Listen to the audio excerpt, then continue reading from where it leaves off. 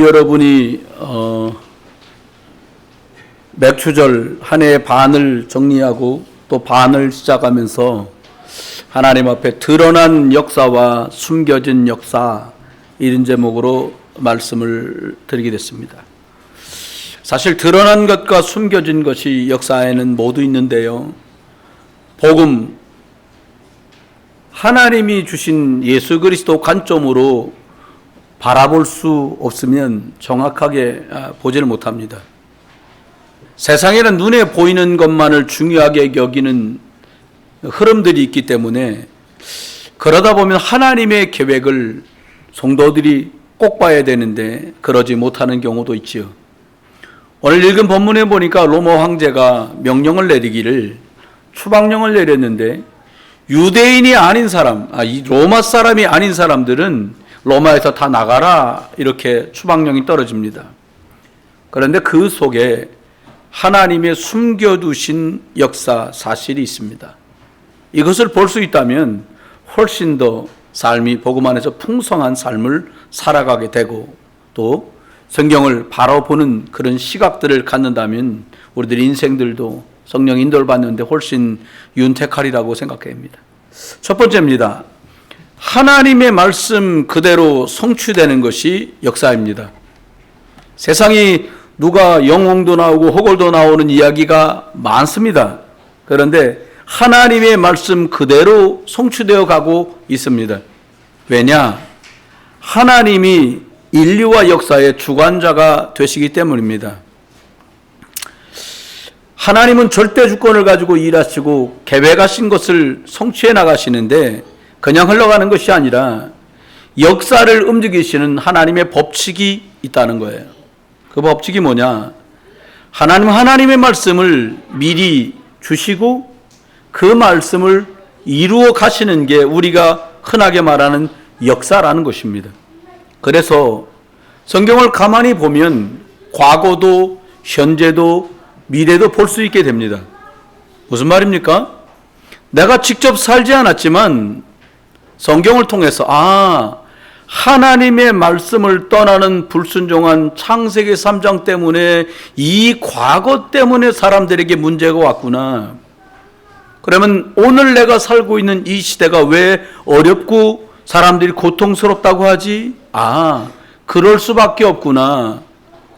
육신밖에 모르고 썩어질 것을 위해서 사니 이렇게 될 수밖에 없구나 라고 이해되게 됩니다. 그럼 미래는 어떻게 될까요?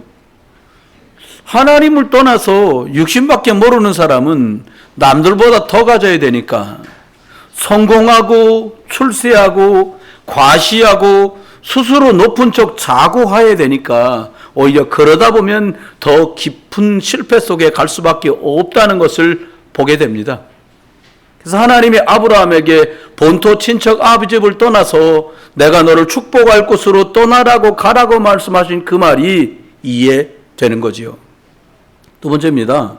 하나님은 말씀대로 성취하시는데, 두 번째 어떻게 하시냐? 무엇을 중심으로 그 약속을 기록하셨고 무엇을 중심으로 이것들을 이루어 가시는가라는 거예요. 성경은 복음이 핵심입니다. 한 단어로 줄이면 구약에는 메시아 그리스도를 보내주겠다, 신약에는 이 메시아 그리스도가 이 땅에 왔다라는 거예요. 복음 중심으로 기록이 되어 있다는 말이죠. 이 말은 또 다른 면에서는 이 복음을 전하고 이 복음을 받게 되는 구원 역사, 전도 역사, 선교 역사 중심으로 말씀이 성취되고 성취돼 왔고 앞으로도 그것 중심으로 인류 역사는 흘러가게 된다는 거예요. 여러분이 들으실 때 왜 저렇게 복음 얘기를 자꾸 하지? 이렇게 할 정도로 복음을 강조하고 말 많이 합니다. 왜냐하면 복음을 이 사람이 아는가, 혹은 저 사람이 복음을 알지 못하는가, 이것 따라서요, 아는 사람은 주역이 되고 그걸 잘 모르는 사람은 둘러리가 된다는 사실을 성경만 우리에게 말씀해 주고 있어요. 두 번째 대지에 가서 자세하게 축복된 걸 말씀드리겠습니다만은, 그러다 보니까 세상은 하나님 없는 쪽으로 계속 갑니다. 우리가 그동안 배운 역사, 드러난 세상의 일들, 수많은 나라의 영웅과 호걸들, 1, 2차 세계대전, 르네상스, 이런 많은 것들이 겉으로 드러난 역사만을 보면 알 수 없는, 이때 왜 이랬지? 그 사람은 왜 그랬지? 그렇게 어마어마한 나라가 왜 망했지? 알 수가 없어요. 그런데 처음부터 말씀하신 예수 그리스도, 여자의 우선, 창세기 3장 15절 복음 중심의 역사로 가만히 숨겨진 사실을 보면 하나님이 이 세상을 복음 중심으로 끌고 오셨다는 것을 발견하게 됩니다. 그래서 복음을 갖게 되는 개인이나 그리고 또 교회나 국가가 굉장히 중요하다는 것을 우리는 알게 돼요. 이것이 역사와 시대를 보는 시각이고 눈입니다. 여러분, 구약시대에 애굽이란 나라는요, 최고 강대국이었어요. 전 세계를 지배하던 나라입니다. 그런데 요삽이라는 16, 17살 먹은 소년이 노예로 팔려가요. 세상 역사로 보면 소년 하나가 노예로 팔려간 거, 그까짓 거 별것도 아닌 사건이거든요. 그런 일이 비일비재했으니까요. 그런데 애굽은 겉으로는 크고 힘있고 요셉은 하잘것없는 소년 하나고 노예로 끌려간 것 같은데, 하나님은 요셉이 어디 가 있느냐에 따라서 그 집과 그 일과 그 나라까지를 축복하신 것을 보게 돼요. 요셉이 복음을 가졌기 때문입니다. 요셉 중심으로 모든 것들이 움직였다는 것을 성경은 명명백백하게 저와 여러분에게 알려주고 있어요. 우리가 그래서 복음의 가치를 알아야 진짜 축복을 받아요. 구원받은 축복이면 감사하지 더 받겠습니까? 겸손하게 말할 수도 있지만 세상살이를 살아보면 구원받은 것만 가지고 부딪히고 힘들어서 못 살 일들이 많거든요. 바울이 죄수로 끌려갑니다. 언뜻 보면 로마로 배를 타고 끌려가는데 사람들이 볼 때 로마로 끌려가네? 이건 껍데기 사건이에요. 진짜 사건은 뭐냐? 로마라는 나라의 예수 그리스도의 복음이 진짜 전달돼야 되는 중요한 시간표가 바울을 통해 진행되고 있는 것입니다. 여러분, 하나님의 말씀대로 성취됩니다. 예루살렘과 온 유대와 사마리아와 땅끝까지 이르러 내 증인이 되리라고 말씀했는데, 그때 당시에 최고의 나라가 로마예요. 아무나 가서 함부로 말할 수 없는 것. 그런데 로마의 시민권을 가진 구약 성경에 능통한 완벽하게 그리스도를 만났던 이 바울을 보내서 하나님은 세계복음화를 준비하시는 거죠. 하나님 말씀대로 성취된다고 말씀했는데, 세 번째입니다. 말씀이 이루어지는 방향으로 역사가 계속 흘러갑니다. 여러분, 역사는 복음 중심으로 흘러왔기 때문에 복음 가진 사람이 어디로 가느냐, 어느 나라냐, 어떤 사람이냐 따라서 말씀 성취의 방향이 그쪽으로 계속 가요. 여러분, 복음 가는 쪽으로 모든 주도권이 흘러갑니다. 유럽이란 나라에 복음이 들어갔는데 해가 지지 않는 나라, 영국. 여러분, 유럽에 있던 이 복음이요, 예수님 주신 말씀대로 살겠다고 성경책 하나 들고서 저 아메리카 땅으로 건너간 많은 청교도들이요, 미국이란 나라를 세웠는데 그렇게 믿음 지키겠다고 건너간 미국이 또 주도권을 잡고 왔습니다. 이 복음이 놀랍게도 1885년 부활절 이른 새벽에 선교사님들 통해서 한국에 들어왔습니다. 조선이란 나라 500년 동안 어마무시하게 싸우고 위로는 중국이 쳐들어오고 아래는 일본이 쳐들어오고 한 번도 남의 나라를 침략을 못한 건지 평화주의자를 안 쳐들어간 건지 알 수는 없습니다만은 어마무시하게 어렵고 힘들었어요. 국권을 찬탈당해서요. 그런데 놀랍게도요, 복음이 들어왔는데 다 무너진 대한민국이 온 세계에 K-팝, K-문화, 엄청난 세계에 관심받는 대상이 되었습니다. 이게 하나님의 계획이에요. 여러분, 우리가 잘나서가 아니라, 우리가 빼어나서가 아니라 복음 하나 때문에 모든 부분에 하나님이 힘을 실어주고 계신 거예요. 여러분, 자동차를 처음부터 끝까지 완제품을 만들 수 있는 나라가 지구 위에 15나라밖에 없대요. 비행기 만들 수 있는 나라는요, 10나라도 채 안 돼요. 왜 그렇게 할까요? 반대로요, 복음이 떠나버리고 더 이상 교회가 복음을 말하지 않게 되면서 유럽은 문을 닫기 시작했고요. 미국 교회는요, 무슬림으로 팔려나가고 캐톨릭으로 예배당에 팔려나가는 일이 이미 시작됐어요. 왜 그렇습니까? 복음 떠나버리니까 창세기 3장 사단의 괴계가 사람과 교회와 국가를 잡아삼켜요. 흑암, 저주, 재앙 들이닥치는데 마약과 타락과 방탕함으로 온 나라가 물들어가고 무너지고 있어요. 심지어 독일 같은 나라는 보건소에서 아침 일찍 나와서 공원에 모여있는 사람들에게 깨끗한 주사기를 나눠주면서 절대로 마약할 때 네가 썼던 주사기 저 사람 쓰지 말고 깨끗한 주사기로 해라 라고 말하는 지경이 되었다 그래요. 여러분, 창세기 3장 하나님 떠나 사단에게 속았구나, 이거 못 보면 우리와 우리 후대들의 미래가 없어요. 네 번째 기억이 됩니다. 하나님 말씀대로 성취해 나가고 계신데요. 네 번째는 오직 예수 그리스도로 답을 낸 사람들, 하나님 편에서 보면 이 사람들은 대단한 사람들입니다. 여러분, 한국을 지키는 게 군인이 아니고요, 한국을 지키는 게 교육이나 정치나 복지가 아니라 한국을 지키고 후대를 지킬 수 있는 길은 예수 그리스도의 복음밖에 없는 줄 믿으시길 주의 이름으로 축원합니다. 여러분, 복음을 놓치면 발전도 놓치게 돼요.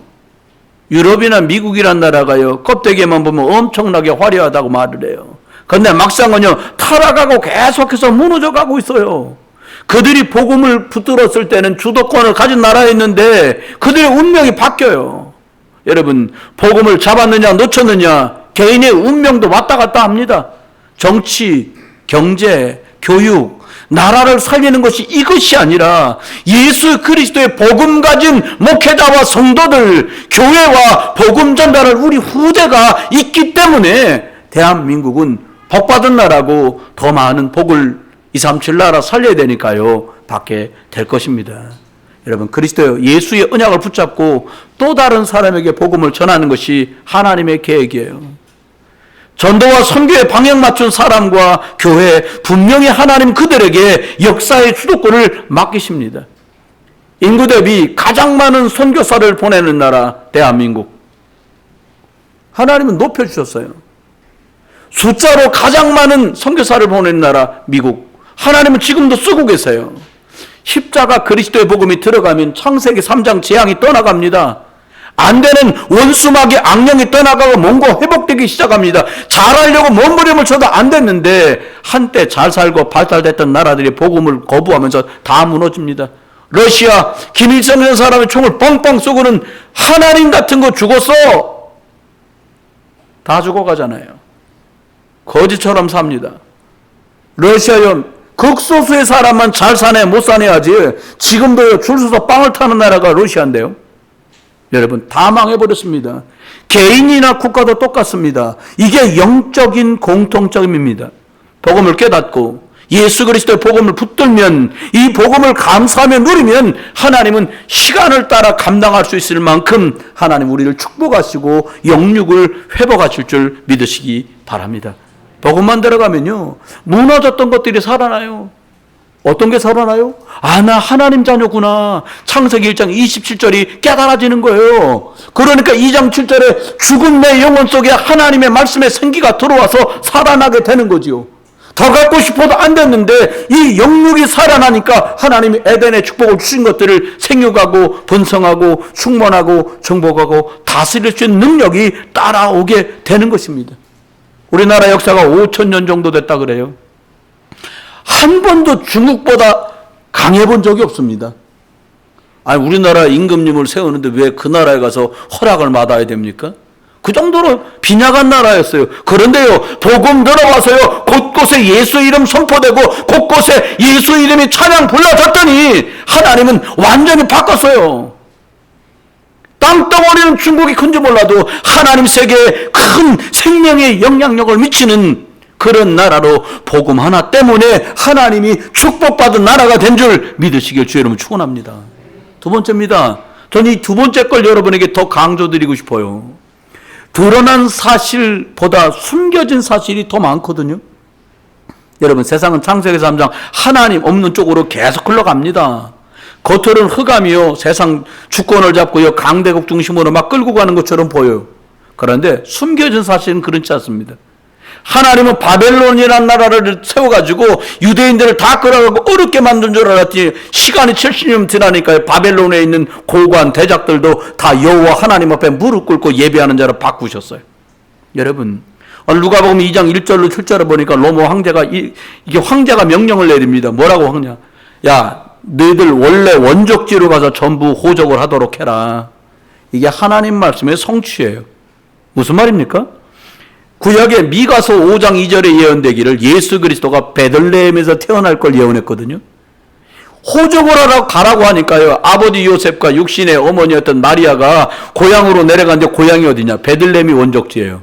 이 말씀이 황제는 그냥 호적해 라고 말한 것 같지만 약속된 말씀이 그대로 성취된 걸 볼 수 있어요.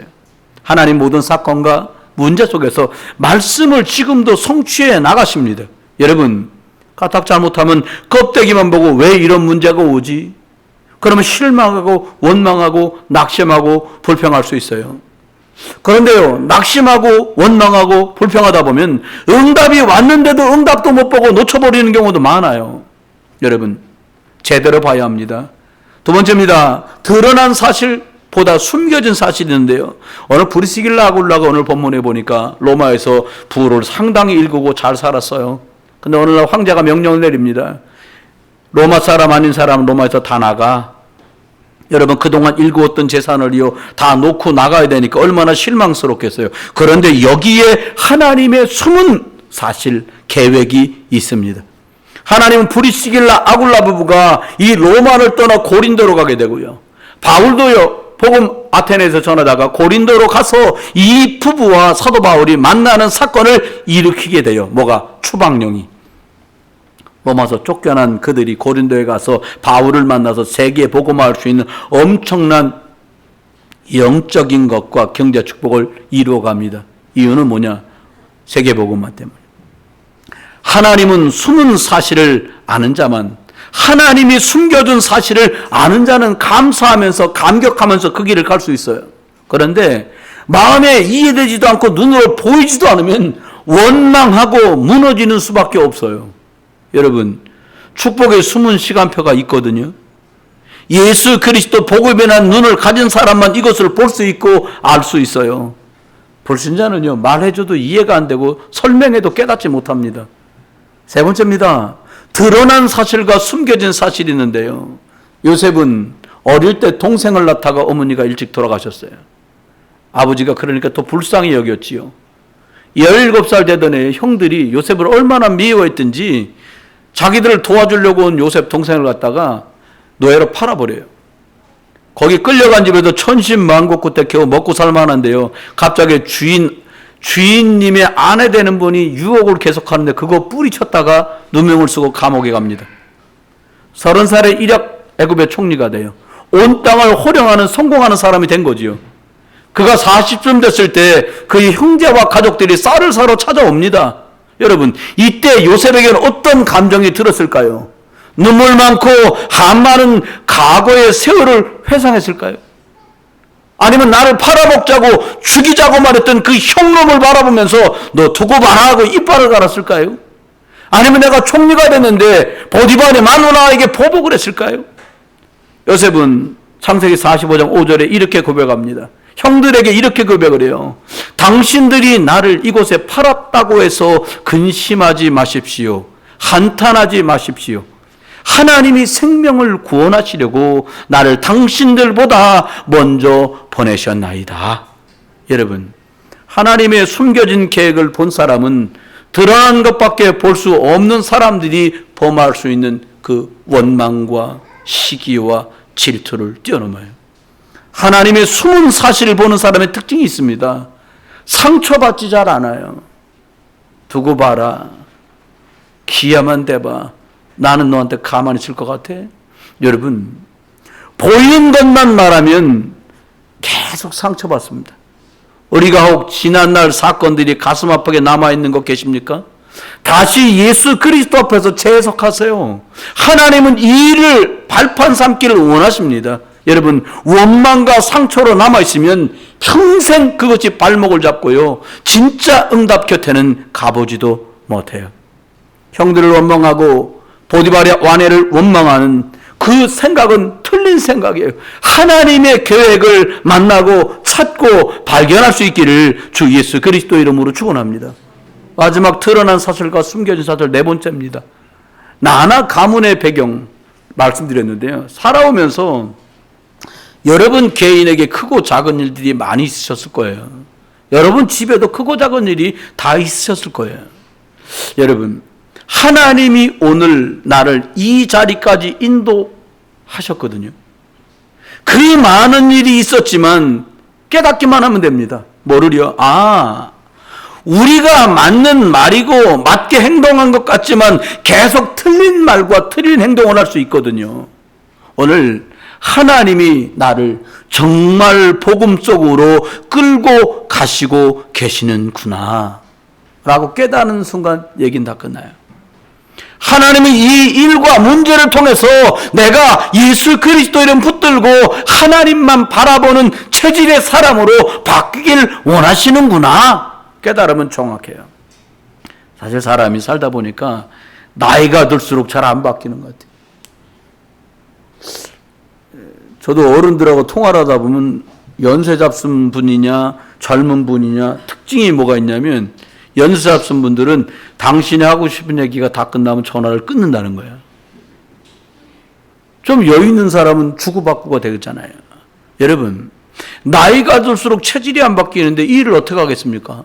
그런데 하나님 우리에게 축복하셨어요. 야, 이전 것은 지나갔으니까 보라 네가 새 것이 되었다. 이 말은 육신이 세포가 더 활성화됐단 말이 아니라 영적인 DNA, 염려하던 사람이 하나님께 예수 그리스도에 맡기는 사람으로, 두려워하던 사람이 믿음으로 담력 있는 사람으로 바꿔지는 이런 축복이 우리들에게 임한다는 거예요.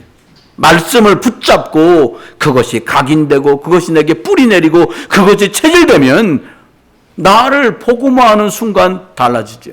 여러분, 그런데 어느 날 한꺼번에 되는 게 아니잖아요. 시간이 필요합니다. 복음이 내 속에 자꾸 흘러 들어와서 쌓여야 돼요. 옛날에 그 사건, 하나님이 그것 때문에 나를 예수 믿게 하셨구나. 그것 때문에 나를 기도하게 하셨구나. 여러분, 과거를 복음화할 수 있길 주의 이름으로 축원해요. 그럼 오늘 어떻게 하면 될까요? 믿음을 선택해요. 믿음이라니까 믿습니다 이게 아니에요. 오늘 내가 가장 믿음 있는 지혜 있는 선택을 하라는 거예요. 사람들에게 다 시간을 너 이렇게 해라 너 저렇게 해라 이래 말 안 합니다. 시간 24시간을 선물로 다 받아요. 그런데 지금 여러분의 선택은 이 자리예요. 오늘 지금 이 시간에 여러분의 선택은 예배하는 이 자리예요.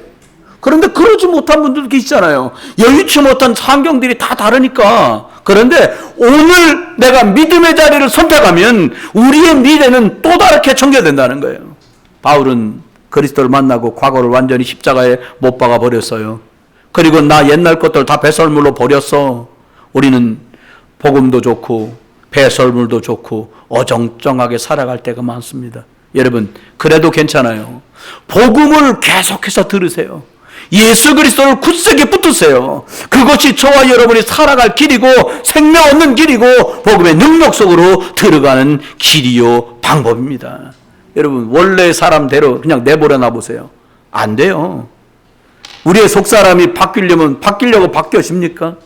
하나님이 문제를 주어서 바꿔나가세요. 저와 여러분이 계속해서 하나님의 계획을 찾을 수 있게 되기를 주 예수 그리스도 이름으로 축원합니다. 여러분, 문제 속에 숨어있는 영적인 사실을 깨닫고요. 나는 이런 체질이구나. 깨달으면서 나만 바뀌면 나머지는 다 바뀌어요.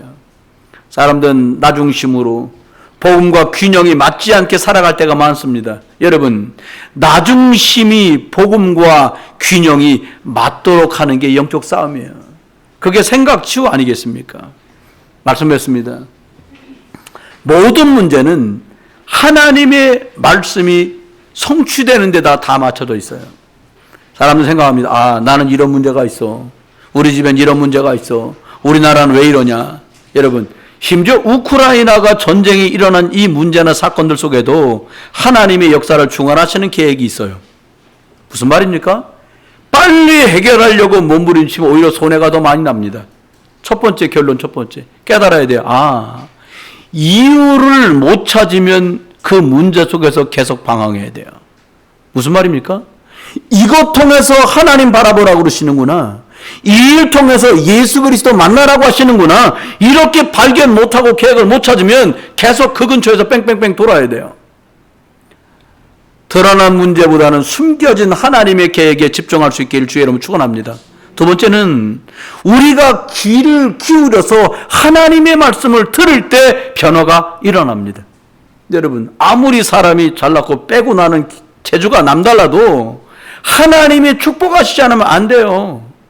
하나님이 역사하지 않으시면 길이 안 열려요. 구원받은 사람이 맞다면 더더욱 그렇습니다. 여러분, 내가 문제를 해석하고 내가 답을 찾는 것이 아니라 하나님이 주신 문제라면 하나님은 말씀을 통해 답도 주실 줄 믿으시길 주의 이름으로 축원합니다. 여러분, 말씀 자꾸 놓치잖아요.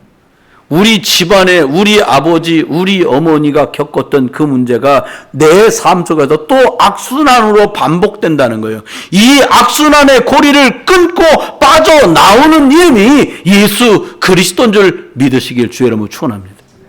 마지막 세 번째입니다. 모든 것 속에서요, 사람 살리고 예수 이름이 증거되는 방향으로 방향을 잡으면 틀림없습니다. 여러분, 설교 시간에 목사가 설교를 한 30분 해요. 모두가 다 똑같이 듣습니다. 똑같은 목소리로. 한데 저마다 와닿는 것은 각도가 다 다르실 수 있어요. 괜찮아요. 형편따라 하나님 주시는 걸 받으면 되니까. 여러분, 드러난 사실 속에 있는 하나님의 숨겨진 것들을 발견해야 돼요. 하나님 뭘 원하실까요? 드러난 것 보는 내가 주인 되어 살지 말고 숨겨진 것 보는 예수 그리스도를 주인으로 삼고 살으라는 거예요. 말씀했습니다. 여러분, 나무는 흙 속에 뿌리를 내릴 때 가장 안정됩니다. 물고기는 물 속에 있어야 됩니다. 사람은 하나님과 함께 있을 때 가장 편안하고 평안하고 행복합니다. 저와 여러분, 이 시간에 내 마음대로 내 뜻대로 내 생각과 내가 배워왔던 것이 주인이 되어 살지 말고 예수 그리스도를 구주로 만나고 예수 그리스도를 주인으로 인정하는 한 주간 되시길 주의 이름으로 축원합니다. 이 시간 같이 제가 한번 기도할 때에 예수 그리스도를 구주로 또 예수 그리스도를 주인으로 내 마음속에 모시는 기도를 함께 하겠습니다. 따라서 같이 하시면 좋겠습니다. 사랑의 하나님, 나는 죄인입니다. 어디서 왔다가 어디로 가는지 알지 못합니다. 지금 이 시간 내 마음을 열고 예수 그리스도를 영접합니다. 예수 그리스도께서 내 마음 속에 내 영혼 속에 구주로 주인으로 들어오셔서 이제부터 영원토록 나를 인도하시고 축복해 주세요. 예수 그리스도 이름으로 기도했습니다. 아멘. 감사합니다. 다 같이 일어나셔서 찬송가 55장을 하나님께 드리겠습니다.